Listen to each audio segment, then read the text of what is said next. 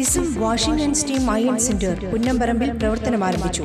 Thekkumkara panchayat president T V Sunilkumar ഉദ്ഘാടനം ചെയ്തു. നൂതന സാങ്കേതിക വിദ്യ ഉപയോഗിച്ച് വസ്ത്രങ്ങൾ വാഷിംഗ്, അയണിംഗ് എന്നിവ ചെയ്തു കൊടുക്കുന്ന യൂണിറ്റാണ് പ്രവർത്തനം ആരംഭിച്ചിട്ടുള്ളത്.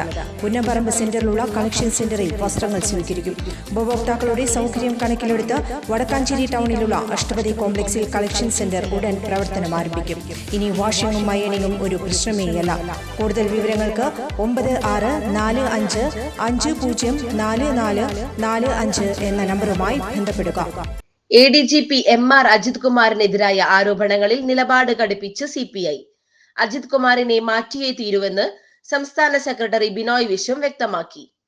PV അൻവറിനെതിരെ നടക്കുന്ന CPM പ്രവർത്തകരുടെ കൊലവിളി മുദ്രാവാക്യങ്ങളെ അദ്ദേഹം വിമർശിച്ചു. CPM സംസ്ഥാന സെക്രട്ടറി MV ഗോവിന്ദനെ തള്ളിയായിരുന്നു ബിനോയ് വിശ്വത്തിന്റെ പ്രതികരണം.